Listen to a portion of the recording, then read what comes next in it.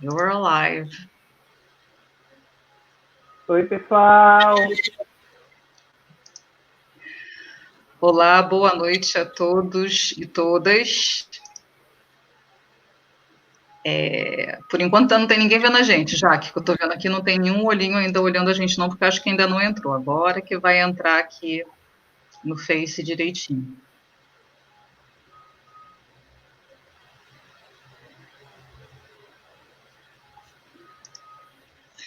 Bom, então entramos aí no ar. Boa noite a todos e todas que Boa estão aqui com a noite. gente nessa noite, né?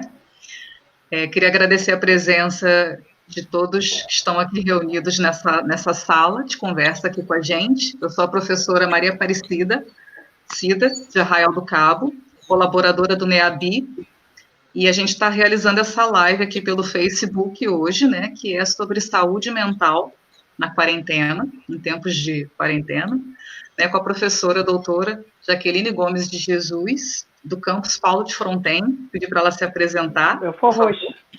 Desculpa, Belfor Belfor Roxo, Roxo. perdão, Belfor Roxo. Sem De problema, sem Belfor problema. Roxo. Estamos todos juntos, IFRJ. Cida, muito obrigada, tá, por me receber aqui nesse nosso cantinho, esse nosso momento de interação. Obrigada. Obrigada a todo mundo, principalmente ao NEABI, ao Núcleo de Estudos Afro-Brasileiros Indígenas de Arraial do Cabo.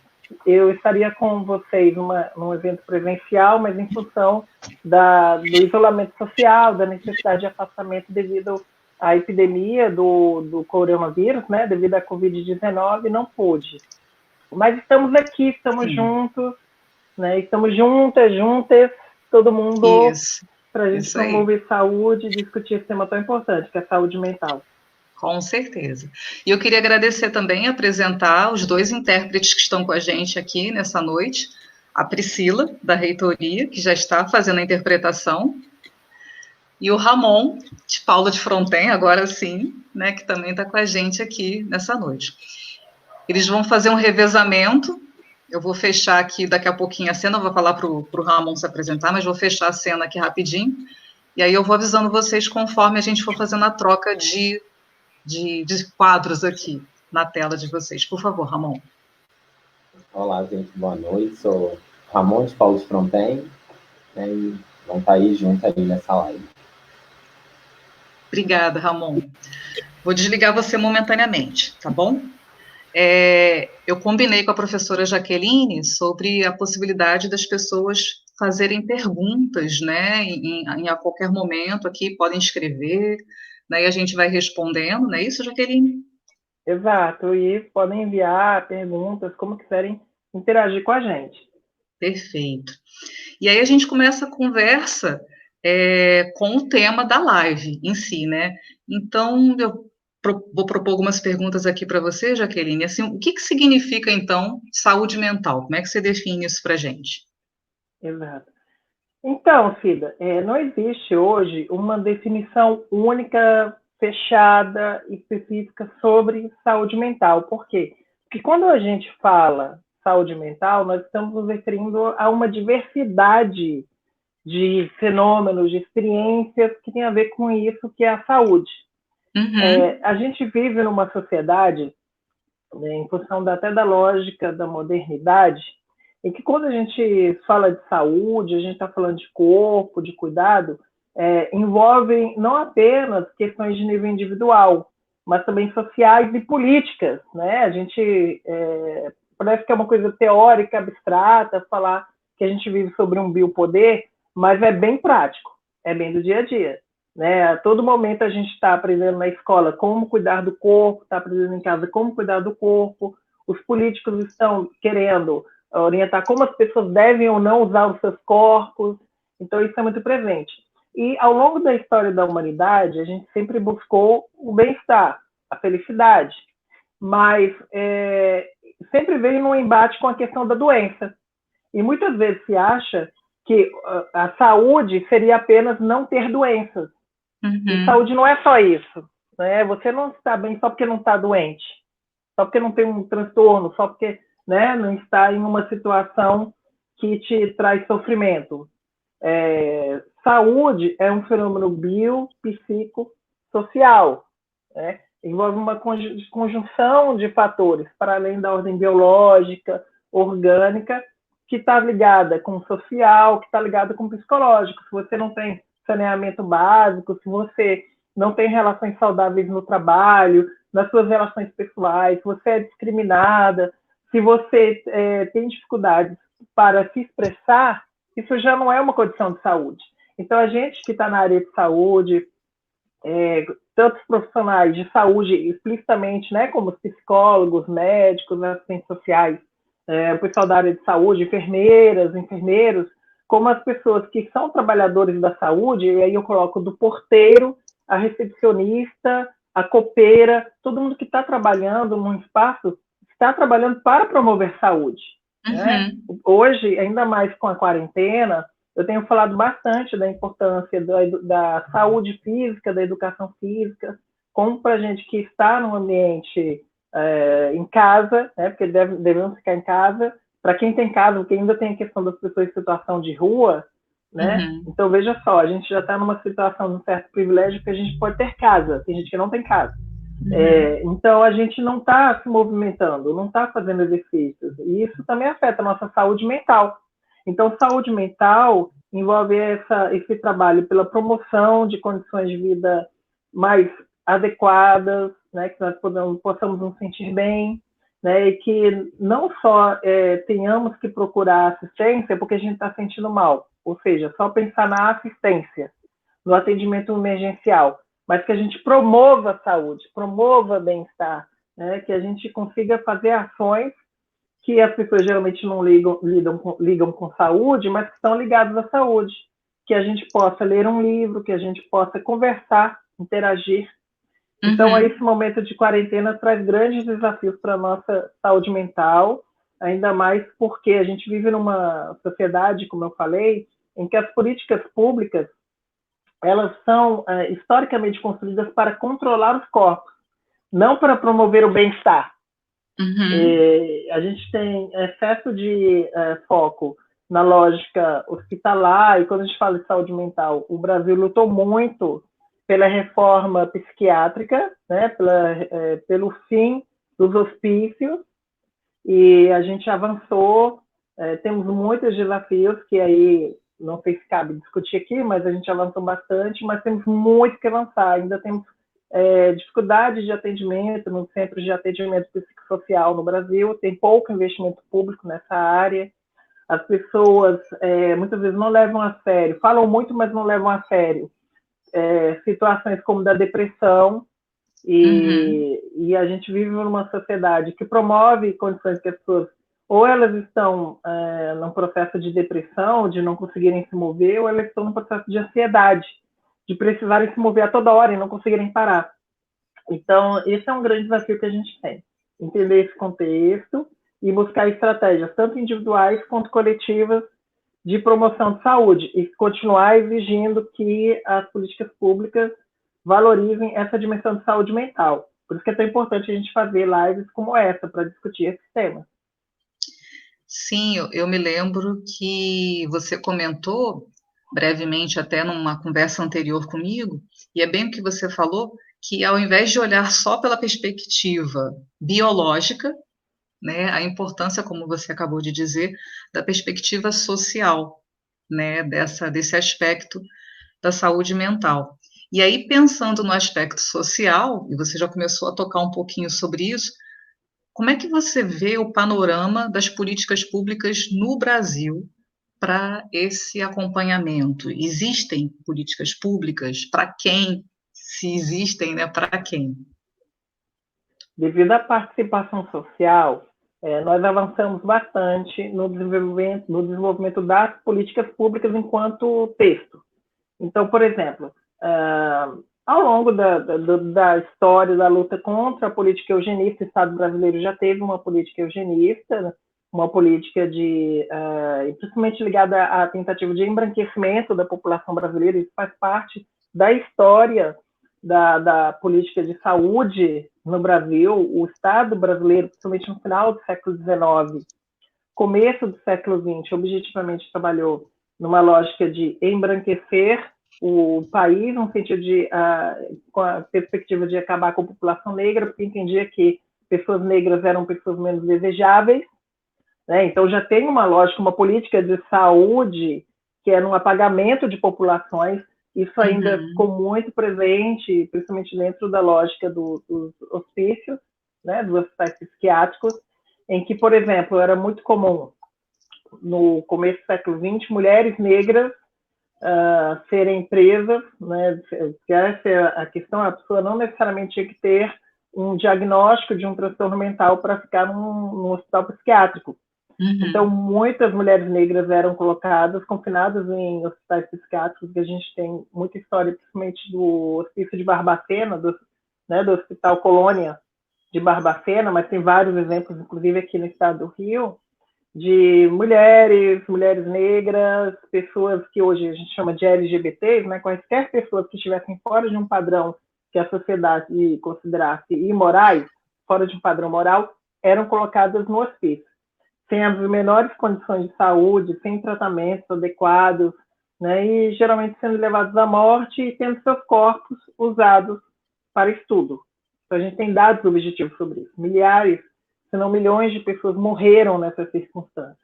A gente avançou muito, né, superou a partir do trabalho da psicologia, dos companheiras da área de saúde, médicos, enfermeiros, pessoal que tinha uma perspectiva progressista, de superar essa lógica. E conseguimos chegar, como eu falei, na reforma psiquiátrica, e que propôs a criação de centros de atendimento psicossocial, dos CAPs, né, dos núcleos de atendimento psicossocial, dos CRES, saúde integrada, toda essa lógica de saúde psicológica que está integrada à saúde social, ao bem-estar em sociedade. O trabalho das assistentes sociais é muito importante, elas são muito parceiras da gente na área da psicologia, né? E também o pessoal da educação física, como eu falei, esse trabalho nas escolas é muito importante para a saúde.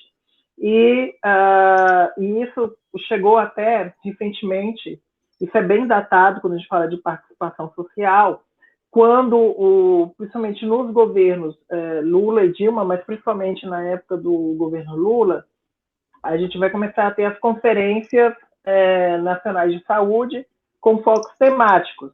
Então, foi construído nesse período de intensa participação social políticas públicas enormes. A gente tem milhares de páginas de construção a partir do pensamento, das práticas de profissionais de saúde, de ativistas na área de saúde, da população, sobre a saúde da população em geral, né? Nós temos criação histórica do Sistema Único de Saúde, que devemos assim valorizar extremamente o nosso Sistema Único de Saúde, porque poucos países do mundo têm um sistema de acesso universal à saúde como o Brasil tem. Eu estive ano passado nos Estados Unidos e comentei com colegas, eu estive desenvolvendo uma pesquisa lá, e comentei com os colegas americanos como se um deles chegasse aqui hoje, não pode agora, mas, por exemplo, se chegasse e quebrasse a perna, que ele poderia ter acesso ao SUS. E que a gente lá, eu tendo uma alergia, uma alergia, eu fui ser atendida, eu tive que pagar $100, que hoje seriam mais de R$500, só para ser vista, só para olharem para mim. Então, imagina como, nesse momento de quarentena, nesse momento da epidemia, isso explica em muito a situação dos Estados Unidos como epicentro, né? Que as pessoas não têm acesso à saúde pública. Então, o serviço lá, muita gente não vai nem procurar. Então, aqui já foi um grande avanço a gente ter essa conquista, que é o SUS, as políticas de saúde para as várias populações, né? A saúde da mulher, saúde da população negra, saúde da população LGBT, saúde da população indígena. A gente criou o Estatuto do Idoso, Estatuto da Criança e do Adolescente, todas essas legislações que são a base de toda a ação que a gente possa ter na área de saúde. E aí entra a realidade do Brasil. A gente vive no Brasil. Então, muito que é texto, que é falado, não necessariamente é executado, né? Então, a gente tem esse desafio de transformar a lei, a legislação, o regulamento em realidade. E isso é o grande desafio, como eu falei. Os governantes, os gestores têm muita dificuldade em efetuar isso. Em 2008, porque eu trabalhava na Universidade de Brasília, eu me formei em psicologia em 2002, e aí eu comecei já em 2003 a trabalhar na Universidade de Brasília como psicóloga. E aí eu tive vários trabalhos, eu fui gestora do sistema de cotas para negras e negros da Universidade de Brasília, fui a primeira gestora, e em 2008 eu fui convidada pelo Ministério do Planejamento, junto com uma equipe de médicos, de assistentes sociais, de colegas de muitas profissões diferentes, uma equipe multiprofissional, interdisciplinar, para construir a política pública de atenção à saúde dos servidores públicos federais. Eu estou falando isso por quê? Porque, para terem ideia, que em 2008 não existia uma política pública de atenção à saúde dos servidores públicos federais. É óbvio que existiam práticas em saúde, existia legislação, né, a 8.112 de 1990, que é a lei que rege os servidores públicos federais, inclusive nós, no Instituto Federal, ela rege a todos nós, servidores técnicos, docentes, né? Ela não estabelecia essa política. Então, nós construímos essa política também nessa lógica da participação social, do diálogo. Construímos o Manual de Perícia Oficial em Saúde, que é seguido até hoje, teve novas edições, mas nós construímos um manual, ele é usado ainda hoje, construímos um Sistema Eletrônico de Informação sobre Saúde, o CIAS, que é acessado por quem vai registrar atestado, e também uma política de saúde mental. E tudo isso foi pensado, nós construímos, eu estou até aqui com ela, os princípios diretrizes em ação em saúde mental. Se eu não me engano, no site do Ministério do Planejamento deve ter os princípios, né? Essa é a primeira edição, e nossa preocupação era essa, entender que nós não temos estrutura, mas também não temos condição de arcar só com a área de assistência social, que eu digo, não só com a área de atendimento emergencial, que é preciso promover saúde por meio de ações de cuidado, de valorização dos trabalhadores, né, de valorização dos servidores, de promover não só atividades físicas, mas também reflexões sobre as relações de trabalho. Então, as relações de trabalho também são extremamente adoecedoras quando a gente não reconhece essa dimensão de exploração, que também faz parte da história do mundo, mas a gente está falando de Brasil, nós viemos de 350 anos de escravidão. Então, como se pensa trabalho no Brasil é de uma forma muito complicada, a partir da lógica da exploração. Então, nós temos um grande desafio de investir em trabalho digno, né, um trabalho que promova felicidade. É um desafio tremendo. Né? A Priscila, eu acho que travou, né? Eu não sei se ela travou, mas, assim, de qualquer maneira, se você tivesse encerrando essa resposta, eu ia realmente propor a troca, né, que a gente havia combinado de eu colocar o Ramon no ar. Eu posso fazer a troca então agora, Jaqueline? Sim, aí isso. A gente tem esse desafio. Aí acho que é melhor trocar porque dá mais segurança, né? Tá bom, tá bom. Oi, Ramon, obrigada. Depois eu falo lá com a Priscila, que eu acabei não conseguindo me despedir dela, acho que travou a transmissão dela, e isso acontece. Você quer terminar de fazer algum comentário, Jaqueline, no que você estava desenvolvendo? Ou eu posso... Só resumindo isso, nós avançamos, mas temos muitos desafios práticos. Texto, gente, ideias boas, iniciativa, nós temos muita. Gente, nós avançamos muito nesse país. Mas temos que enfrentar os retrocessos, efetivar as políticas, por exemplo, no serviço público federal, essa valorização. Começa no nosso instituto, a gente tinha que ter mais psicólogos no instituto, né?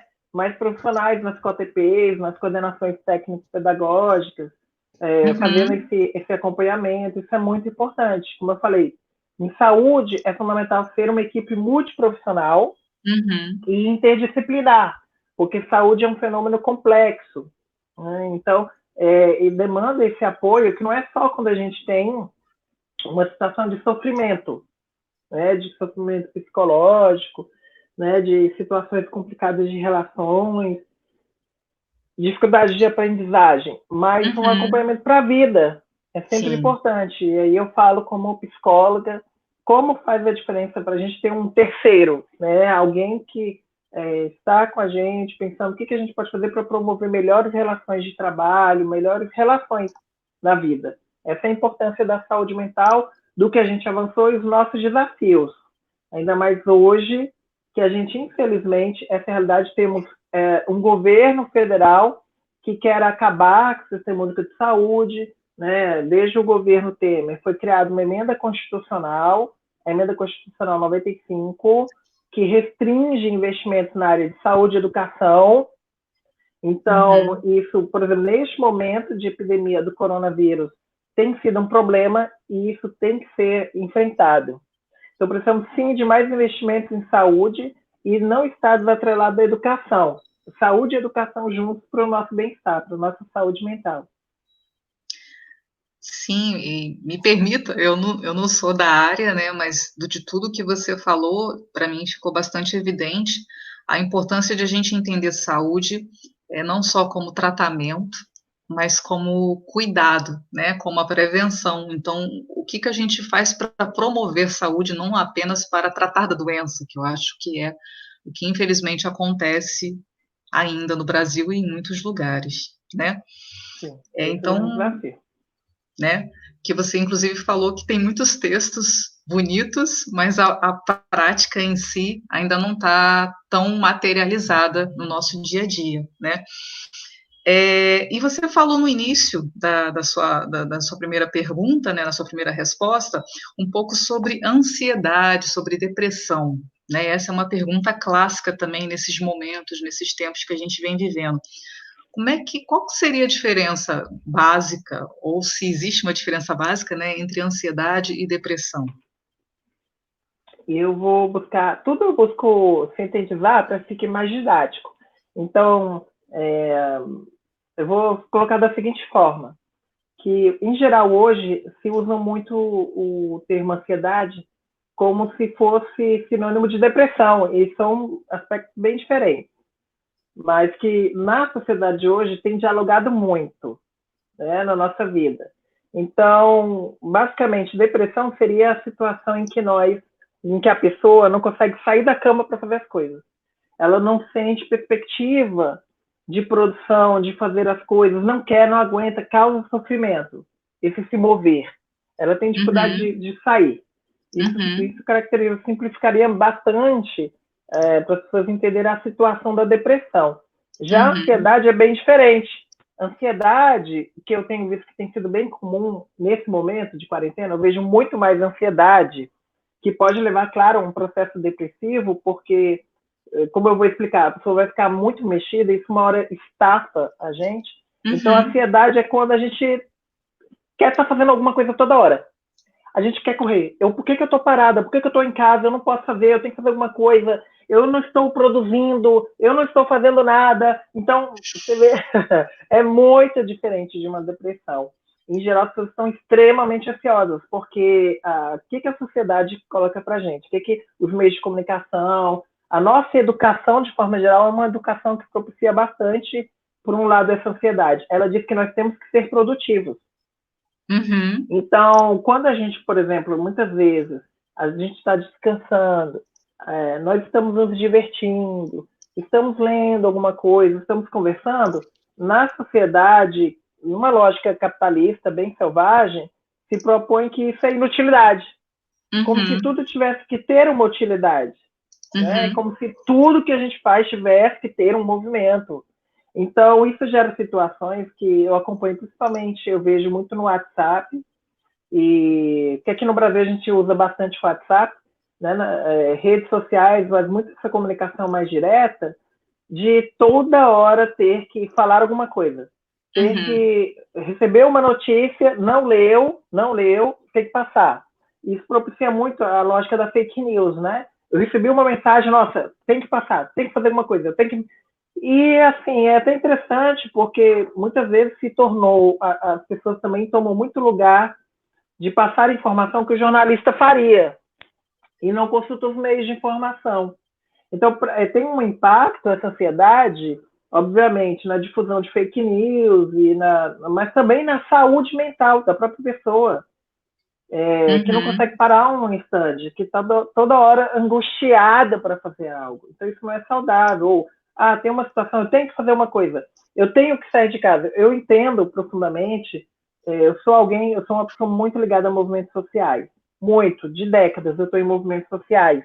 E eu tenho acompanhado muitos casos de pessoas sem cesta básica, sem auxílio emergencial, com transtornos mentais, mas não temos condição de ter contato físico intenso nesse período. Então, toda vez que alguém sai, tem que ser extremamente necessário que tenha contato social, que interaja, porque o risco é muito grande, gente. A gente tem que ficar em casa. A gente no IFRJ tem feito uma campanha, IFRJ contra o Covid, fica em casa, tem falado muito com os pais, né, com os responsáveis pelos alunos, com os próprios alunos, que não adianta a gente voltar à aula agora, que as pessoas vão se expor. E essa ansiedade, ela muitas vezes leva a gente a não perceber que nós estamos nos expondo e expondo as outras pessoas. Então, basicamente, essa é a diferença de ansiedade e depressão. E esse processo de ansiedade, com o tempo, desgasta muito. Principalmente quem está obrigado a estar na frente de batalha, na frente de luta contra o Covid, quando a gente pega os profissionais de saúde. Eles são pessoas que, até eu entendo, como profissional da área de saúde, como psicóloga, eles deveriam ter pausas. E nessa situação, muitos estão quase que 24 horas tendo que fazer coisas, mal podendo comer. Na lógica da visão da sociedade contra o heroísmo, às vezes é muito bonito, mas isso desgasta. Eles estão extremamente desgastados mentalmente e fisicamente. Isso é muito triste, porque muitos, nessa situação, também estão se expondo. Não é só uma situação de estar em um ambiente e se expor, mas também as situações de extrema ansiedade, de trabalho constante que leva ao estresse, também propicia que a pessoa tenha comportamentos que ela acaba se expondo. Então é importante ter pausas, e pausas para evitar esse adoecimento mental, para evitar, inclusive, a própria exposição ao vírus. Veja só como a saúde mental afeta até a possibilidade de se expor mais, né? De colegas que, eu preciso dar uma caminhada. Aí sai, aí se expõe. E isso leva para os profissionais de saúde, principalmente, ou seja, para quem está se expondo, esse estresse leva a uma coisa que nós chamamos de burnout, que é simplesmente a pessoa queima, pifa, né? Explode. Não tem mais condição de fazer nada. E aí a gente tem um processo muito difícil e que precisa ser acompanhado. Então, por isso que eu digo, utilizem os vários serviços de atendimento psicológico online que estão disponíveis, gente. Tem muita gente oferecendo serviços, inclusive gratuitamente. Conversem com profissionais. E eu digo não só da psicologia, que tem uma escuta profissional, uma escuta psicológica, também tem muita gente boa aí fazendo trabalho terapêutico, que é interessante, que acompanhe, e o exercício físico. Por isso que eu acho fantástico os colegas da área de educação física que estão estimulando as pessoas, ensinando a fazerem exercícios e acompanhando. É um trabalho muito importante para evitar esse processo de ansiedade, a depressão e o estresse. Obrigada, Jaqueline. Eu vou ler aqui a pergunta de uma internauta, né, Isabel Cristina Manhães, que colocou para a gente aqui uma pergunta, baseada no que você está falando. Ela falou assim, ter foco nessa quarentena, foco no que deve ser feito, né, procurar manter a saúde mental no isolamento, e a pergunta que não quer calar é, como? Então, a pergunta é, como manter a saúde mental em tempos de isolamento, né? Como eu sei que receita de bolo não deve existir, mas sugestões, dicas. Para a gente, para as mais experientes, para nós, as mais velhas, tem aquela coisa, né? A pergunta de $1 milhão. Né?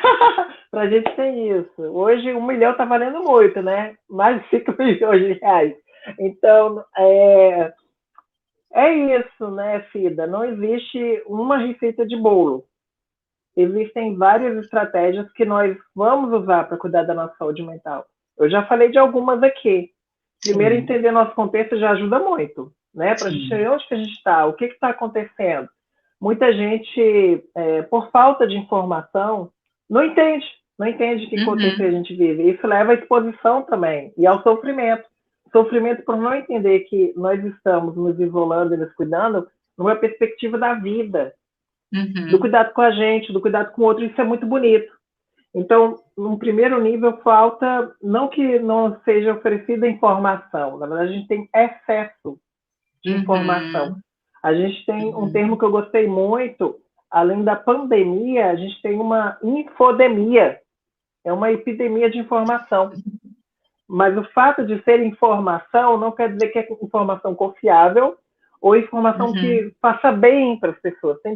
Não adianta, por exemplo, eu falei disso até no meu Instagram, quem quiser seguir é Insta da Jaqueline, é bem didático, e no meu Facebook, Face da Jaqueline, eu coloquei um texto falando disso. A gente vive numa sociedade, né, a sociedade da informação, que o que a gente mais tem é informação, e o que a gente menos tem é conhecimento. Né? Quer dizer, que a gente tem uma dificuldade muito grande, né, de transformar essa informação em uma informação que seja útil para a gente. E isso, às vezes, causa uma angústia muito grande. É o que eu falei da ansiedade. Eu preciso passar informação, eu preciso pensar essa informação. E para muita gente, é importante ter acesso, por exemplo, a artigos. Muitos não vão ler os artigos. Para muita gente, tem que tomar um cuidado, por exemplo, eu falei isso, né, nas minhas redes, de expor certos artigos, porque tem pessoas que vão ler aquilo de uma forma muito desesperada, né? Já há muito desespero, saberem que a gente, por exemplo, a gente ainda vai chegar no pico da exposição ao corona, né? Que não é magicamente que as pessoas param de ser expostas ao vírus, né? Não existe pensamento mágico que funcione nesse momento. Que são várias questões que a infodemia já prejudicam. Então, uma primeira dica, por mais que a gente se exija, é bom a gente se controlar quanto ao uso das redes sociais. É muito bom, a gente está fazendo muita live, mas eu mesma, eu controlo bastante o meu acesso ao WhatsApp. E tentar manter uma rotina de evitar usar excessivamente fora de horários, ou de se comunicar fora, se não for algo extremo, fora de horários comuns, porque isso também força a gente nesse processo de estar acordada, né? Acordada até tarde, isso é bem comum, tá? Eu estou acordada também até tarde, mas quando a gente voltar a uma outra normalidade, a gente também tem que ter consciência que não é a mesma normalidade que havia antes. A gente vai criar outra, né, outro contexto de relações. Então, a gente vai começar a se readaptar. Né? O que a gente melhor faz como ser humano é se adaptar, para o bem e para o mal. Então, não é essa a questão, a gente se adapta. Então, que a gente se cuide nesse sentido, ter mais consciência de que quando a gente está usando excessivamente as redes, que elas também prejudicam bastante. Segui vários exemplos, tem vídeos muito bons para quem tem acesso a livros, dar uma leitura, né? Desenvolver leitura. Tem sido muito bom o hábito da leitura. Quem não tiver paciência, assistir filmes, refletir sobre os filmes, assistir esses vídeos, com várias orientações. Eu tenho visto um material muito bom que o pessoal tem produzido, de cuidado de si, como eu falei, estou repetindo, cuidado com o corpo, o que você pode fazer na sua casa. Eu sou de um campus, o campus do Instituto Federal do Rio, o campus do Belfor Roxo, nós temos o único curso de artesanato do estado. Então, o artesanato tem sido uma estratégia também de cuidado muito boa dentro de casa, né? Para a gente pensar a nossa casa, o que a gente pode fazer na casa a partir do artesanato. E tem vídeos fantásticos de artesanato, de pessoas que estão produzindo bastante. Isso também é um espaço de promoção de saúde. E também entender, ter uma perspectiva para evitar o desespero, como eu falei, ou seja, as pessoas em geral têm pensado de que não tem mais futuro, né? O que eu faço agora? Os projetos acabaram, a gente vai criar novos projetos, a gente vai mudar os projetos, entender que não podemos ter essa perspectiva de total desamparo. É isso que nós temos que evitar, porque não é a realidade. É outra realidade, é uma realidade difícil de mudança, como tudo na vida, e que não era esperada, não era planejada. Então, isso nos exige entender que nós vamos criar novos projetos, nem que seja a médio e longo prazo. É se perguntar, bem, legal, e agora? O que eu vou fazer neste momento? E quando eu sair da quarentena? Né? Quais são as minhas estratégias? Eu estou falando principalmente para quem está com dificuldades em função do trabalho, né? Para quem não está podendo assistir a aula, quem não está podendo participar de aulas, é essa estratégia, criar novos modelos, novos projetos, com as informações, considerando a condição atual que a gente vive. Então, essas são algumas dicas.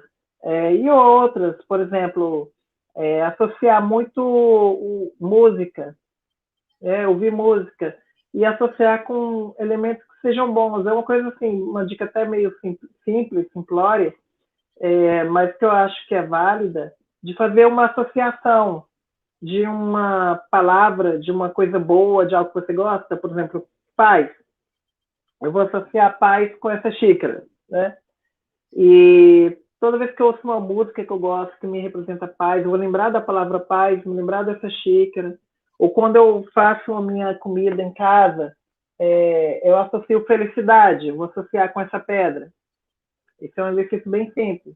Aí felicidade para mim, quando eu vou fazer meu almoço, e aí eu vejo essa pedra e eu associo com a palavra felicidade, para mim é um sentimento. Então, essas estratégias que a gente chama de reflexo condicionado, ir trabalhando, não só pensando abstratamente, né, como eu falei, de paz, felicidade, mas objetivamente, como eu relaciono a paz ou a felicidade com questões concretas no meu dia a dia.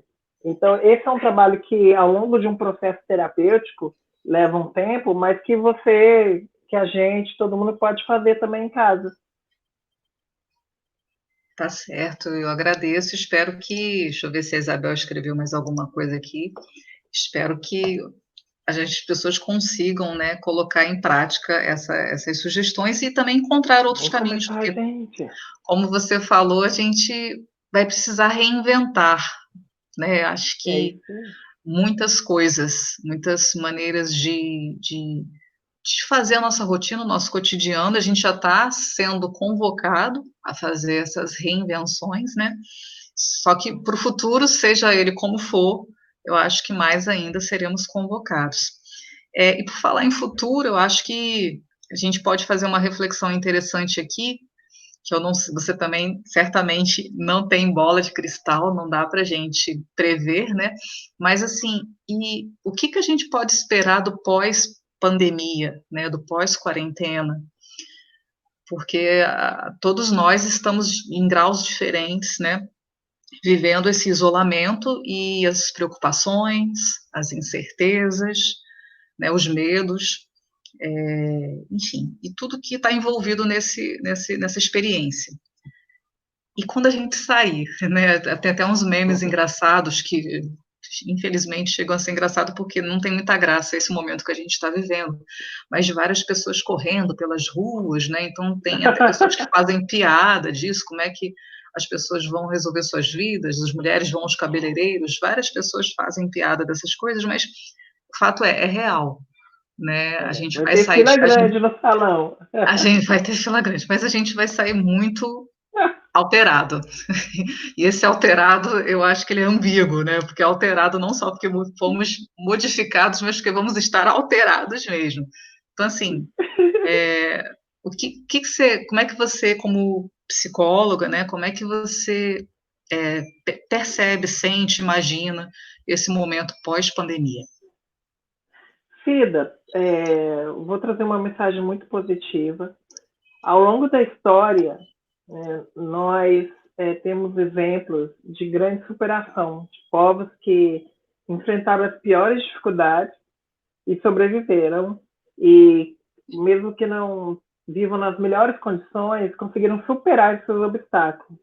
Então, quando a gente fala da história do nosso povo, do Brasil, vou focar em Brasil, para não ir muito longe, gente, a gente teve tantas lutas, e por mais que não tenham, nossos ancestrais, as pessoas que vieram antes, não tenham conseguido tudo o que elas imaginavam, elas conseguiram muito do que a gente tem hoje, em termos de direitos, de condições de vida. Como eu falei, nós somos um povo que viveu 350 anos de escravidão, né? Que, claro, ainda hoje luta contra o racismo, contra a exploração do trabalho, todos esses frutos desse processo. Nós fomos um país que veio de uma colonização extremamente violenta, que envolveu como máquina de colonização o extermínio, o genocídio, e nós não resolvemos isso ainda, mas avançamos. Então, nessa minha perspectiva é muito positiva. Nós vamos superar, sim, essa situação. Não adianta a gente ficar numa perspectiva muito pessimista e achar que o pessimismo ele é o realismo. Objetivamente, a gente tem a experiência da superação. Como eu falei, nós nos adaptamos para o bem ou para o mal. Então, a gente vai conseguir. Agora, a questão, qual é o melhor cenário mais positivo que a gente possa construir? É essa a questão. A gente vai construir. A gente vai fazer. Isso não é preocupação. Tá? Mas o que a gente vai fazer? Então, isso demanda muita responsabilidade nossa, e por isso, para mim, é evidente que já parte dos nossos representantes políticos, né, desde o síndico do prédio até o presidente, uma responsabilidade com esse futuro melhor, que as pessoas, neste momento, que precisam ficar isoladas, que estimule esse isolamento, que estimule as pessoas a se cuidarem, a cuidarem dos outros, entenderem que é importante ficar isolado esse período para que a gente tenha um futuro melhor com mais gente junto, né, para diminuir o número de mortes. Porque elas vão ocorrer, mas elas podem ser minimizadas. A gente tem essa responsabilidade, todo mundo tem. Então, temos cada uma, no seu contexto, promover isso, entender que é responsável por esse futuro. Porque aí, quando nós sairmos dessa realidade, que provavelmente vai levar um tempo, nós vamos estar mais preparados para cuidar dos nossos. Uma dimensão importante, cuidar da nossa saúde mental fora. Porque muitos de nós vamos sair com um contexto de dificuldades muito grandes de relacionamento, né? Vamos sair em processos de sofrimento psicológico mesmo, e tendo que nos adaptar a uma realidade que a gente não imediatamente vai poder ter interação direta, física. Isso toca muito aos brasileiros. Nós somos um povo muito sensorial, né? Muito, né, do toque. E isso vai afetar, muda bastante a nossa perspectiva cultural, mas é necessário nesse momento. Então já muda nesse sentido. Nós temos que aprender cada vez mais a expressar afeto, né, e a expressar o que nós sentimos e as nossas ideias de uma forma diferente. E isso vai ser um aprendizado que nós vamos ter, sem perder essa nossa humanidade, esse nosso carinho, esse nosso calor. E isso nós temos esse desafio. Nós temos esse grande desafio que eu vejo de forma muito positiva, investir mais na saúde mental, na saída, como eu falei, inclusive dentro dos nossos institutos. A gente está falando enquanto Instituto Federal, investir na presença de mais profissionais de saúde, nas ações de saúde, de bem-estar dentro dos nossos campi, né? Junto aos alunos, a comunidade interna, a comunidade externa, os nossos técnicos, os docentes, os nossos colaboradores, prestadores de serviços, para todo mundo a gente entender que nós somos uma comunidade e que o nosso trabalho enquanto profissionais da educação, ele promove saúde, e é um desafio que a gente faça isso, entenda que o nosso lugar, o nosso espaço de trabalho é um espaço de promoção de saúde, de valorização das diferenças, né, de retomar isso que define o ser humano, que são as diferenças, né? Nós somos diferentes uns dos outros e somos, cada uma é diverso. Então, valorizar isso cada vez mais.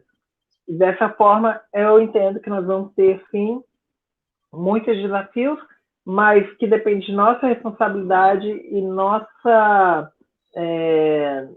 persistência, nessa ideia de que nós vamos fazer sim grande diferença para a transformação e para a melhoria das nossas condições de vida. Nós vamos sair muito mais fortes disso. Axé. Que assim Axé. seja. Né? Jaqueline, faltam mais ou menos assim uns 10 minutos, né, para o nosso teto aqui, só para avisar quem está acompanhando a gente, que a Jaqueline tem um outro compromisso, inclusive numa outra live, logo a partir das 19 horas, então a gente realmente não vai poder se estender além desse horário, né? Então, assim, eu vou jogar uma última pergunta que você já pontuou em alguns momentos, mas acho que ela pode caber como um bom encerramento e te oferecer o espaço aqui para as palavras finais, né? Para esse nosso bate-papo, que eu sei que foi curto, né? Você mesma já tinha me sinalizado que seria rápido e curto, mas é sobre a importância, então, do SUS, né? Como um espaço para essa promoção de saúde pública e de cuidado com todas as pessoas e com as diferentes pessoas, né? Hoje eu recebi, inclusive, uma mensagem falando, por exemplo, das mulheres que, nesse quadro de isolamento, às vezes sofrem a violência doméstica. Então, às vezes, a gente não se dá conta até disso, né? Que é, infelizmente, uma constatação da nossa sociedade, infelizmente. Então, assim, como que o SUS, ou qual a importância do SUS na promoção dessa educação e desse trabalho de saúde mental e saúde social, né, na sua forma mais ampla e completa? Qual a sua opinião sobre isso e as palavras finais, né, da nossa live? Sim, eu vou falar do SUS não só como teórica, como pesquisadora, mas também como usuária, como cidadã brasileira. Nós temos um tesouro, que é o Sistema Único de Saúde, é um patrimônio da sociedade brasileira. O SUS, e eu falo de experiência própria, eu já precisei do SUS para cuidar do meu falecido marido, né? Ele precisou do SUS, ele teve um ataque cardíaco há vários anos e precisou ficar internado. Ele ficou no hospital público e foi há alguns anos, e por mais que o serviço não seja o ideal, ele é um serviço que ocorre e é possível, e ele é super necessário. Então, pessoas que nunca teriam acesso a determinados serviços de atendimento de saúde dentro de um hospital privado, e que muitas vezes o próprio hospital privado não oferece, quem oferece é o hospital público, tá? Quem acompanha de fato o SUS sabe que tem serviços que são usados, que só o hospital público oferece, sabe que ele atende a gente. Por mais que tenha dificuldades, que tenha desafios, que tenha problemas, é um serviço que existe. Que nós precisamos sim melhorar. O SUS precisa ser melhorado, a gente precisa de mais investimentos. Por isso que eu citei a Emenda Constitucional 95, que ao invés de aumentar os investimentos em saúde, diminuiu. Então, isso é um afinte, é um ataque à saúde da população brasileira. O SUS, o Sistema Único de Saúde, é fundamental. Nós, profissionais de saúde, e valorizar a formação, e aí eu vou ligar com a área de educação, a formação de profissionais da área de saúde que entendam a importância do serviço público e do cuidado de saúde público, que não se prendam apenas à lógica do empresariado médico privatista, e eu estou pontuando porque, em geral, é esse empresariado, tá? Que privativa, na perspectiva de privatizar a saúde, investir nessa formação educacional dos profissionais de saúde do serviço público é fundamental para o bem da nossa sociedade. Seria importante que todo mundo que se formasse tivesse um momento de residência, de formação dentro do serviço público de saúde, porque ia conhecer a realidade de pessoas que muitas vezes na própria formação ela nunca conheceu. Populações de favela, pessoas que vivem na periferia, extremamente carentes, população negra, situações muito específicas da saúde da mulher, como você falou, como é a questão da violência doméstica, né? E da violência que leva muitas mulheres a terem que ser atendidas no sistema público de saúde, em função do machismo, da cultura do estupro que a gente vive no país. Então, é isso, esse que nós recebemos ao sistema de saúde. Também a violência no Brasil, a violência epidêmica. Muitos jovens negros vão para o sistema de saúde porque recebem um alvo de tiroteio, de bala perdida. A gente mora no Rio de Janeiro, estado do Rio de Janeiro. Então, ainda esses dias, todos os dias, por exemplo, eu acompanhei, está tendo tiroteio e intervenção policial dentro do Complexo do Alemão, né, nas favelas. Então, essa lógica não para.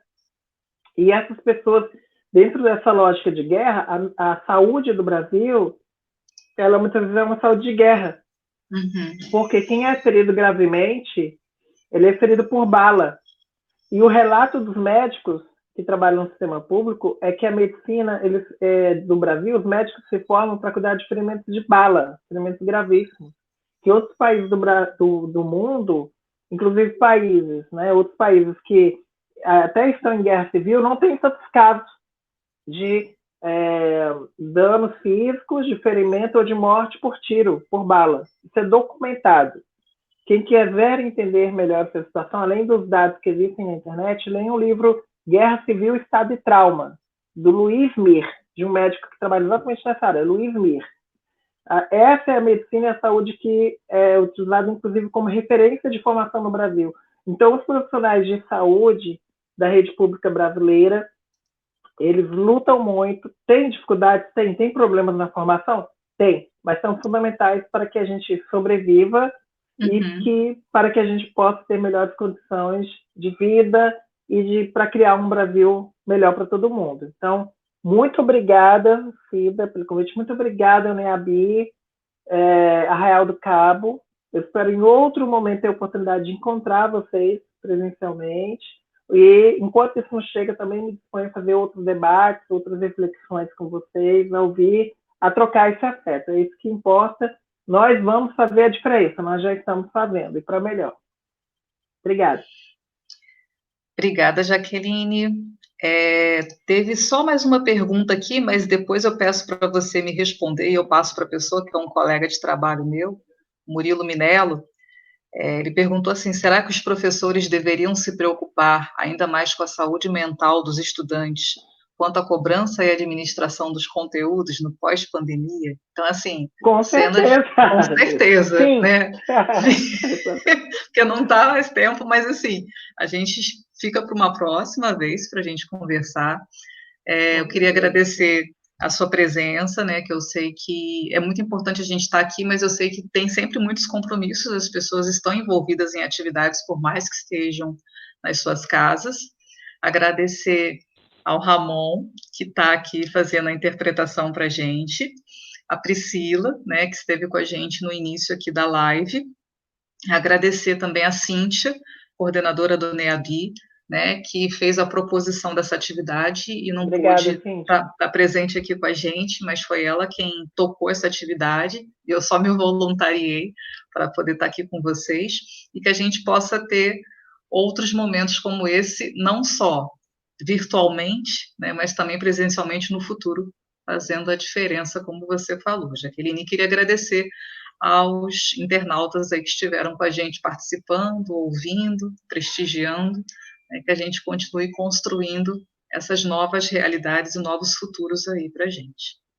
Obrigada. Obrigada, Cida. Obrigada, Ramon, Priscila. Obrigada a todo mundo que acompanhou. E se cuidem. Se a gente não cuida da gente, até respondendo o colega, não temos como cuidar dos outros. Então, os cuidadores também precisam se cuidar. Um beijo, gente. Me sigam no Instagram e no Facebook. Insta da Jaqueline e Face da Jaqueline. A gente desenvolve mais questões lá. Um beijo. Obrigada para todo mundo, então. A gente vai encerrar aqui a live e fique em casa, né? Como a gente vem falando. Se cuidem. Até a próxima. Até logo. Tchau, tchau.